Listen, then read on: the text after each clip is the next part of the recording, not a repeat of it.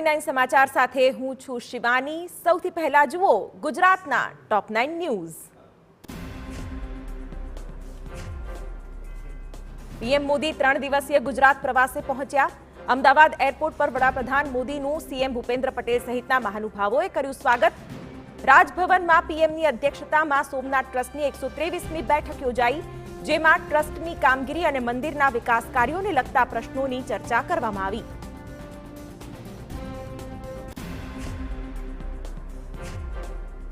આ તરફ અમદાવાદના જીએમડીસી ગ્રાઉન્ડ ખાતેથી પીએમ મોદી 10,000 કરોડથી વધુના વિકાસ કાર્યોનું ખાતમુહૂર્ત અને લોકાર્પણ કરશે। 3,200 કરોડના ખર્ચે તૈયાર થયેલી Ahmedabad Gandhinagar metro rail phase 2 ને લીલી ઝંડી આપશે, તો 500 કરોડના 4 ફ્લાયઓવર બ્રિજનું ખાતમુહૂર્ત કરશે। અમદાવાદ ભુજ વચ્ચેની વંદે મેટ્રો ટ્રેનને પણ લીલી ઝંડી બતાવશે। પ્રધાનમંત્રી આવાસ યોજના હેઠળ શહેર અને ગ્રામ્ય વિસ્તારોમાં આવાસોનું લોકાર્પણ કરશે।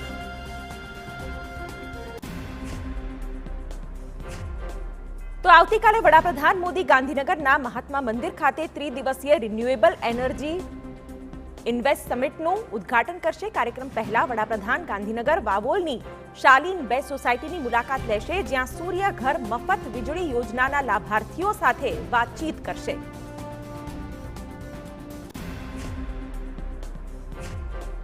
તો કોંગ્રેસ પ્રદેશ પ્રમુખ શક્તિસિંહ ગોહિલે પૂરની સમસ્યા મુદ્દે સરકાર નિષ્ફળ ગઈ હોવાના આક્ષેપ લગાવ્યા અને દબાણના કારણે પૂરની પરિસ્થિતિ સર્જાઈ હોવાનો દાવો કર્યો। પીએમના ગુજરાત પ્રવાસ અંગે તેમણે કહ્યું કે વડાપ્રધાન મોદીએ વડોદરામાં પૂર પીડિતોને મળવું જોઈએ, ઉપરાંત 1200 કરોડના સહાય પેકેજ સામે સવાલ ઉઠાવતા કહ્યું, આ પેકેજથી લોકોનું ભલું થવાનું નથી।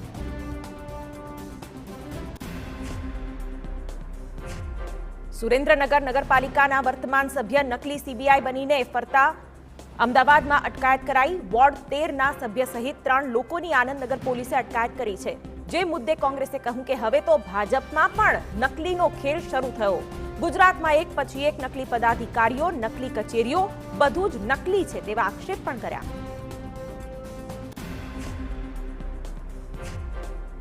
રાજ્યના તમામ પોલીસ મથકના વડા એવા પોલીસ અધિકારીઓ હવે દર સોમવાર અને મંગળવારે ફરજિયાત સામાન્ય નાગરિકોની રજૂઆત સાંભળશે।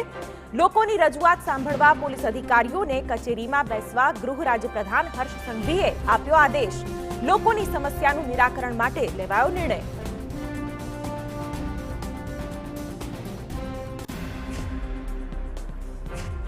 ધાર્મિક સંસ્થા કે ગૌશાળા બનાવવા જમીન પચાવી પાડતી ગેંગની તપાસ સીઆઈડી ક્રાઇમને સોંપવામાં આવી છે। ગૃહ રાજ્યપ્રધાન હર્ષ સંઘવીએ રાજ્યવ્યાપી છેતરપિંડી આચરતી ગેંગની તપાસના આદેશ આપ્યા। સીઆઈડી ક્રાઇમ હવે તમામ ગુનાઓની એક સાથે તપાસ કરશે। મહત્વનું છે કે સુરત, રાજકોટ, સાબરકાંઠા અને સુરેન્દ્રનગર સહિતના કેસ નોંધાયા છે।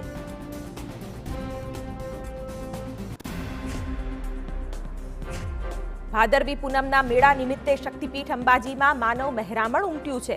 રાજ્યભરમાંથી શ્રદ્ધાળુઓ પગપાળા ચાલીને અંબાજી ધામમાં પહોંચી રહ્યા છે।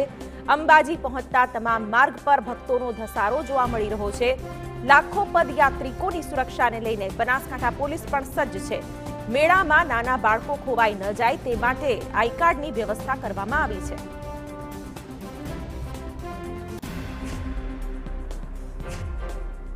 હવામાન નિષ્ણાંત અંબાલાલ પટેલે રાજ્યમાં ભારે વરસાદની આગાહી કરી છે। અંબાલાલ પટેલ અનુસાર 18 થી 22 સપ્ટેમ્બર દરમિયાન રાજ્યમાં ભારે વરસાદ પડી શકે છે। પૂર્વ મધ્ય ગુજરાતમાં ભારે વરસાદની શક્યતા છે।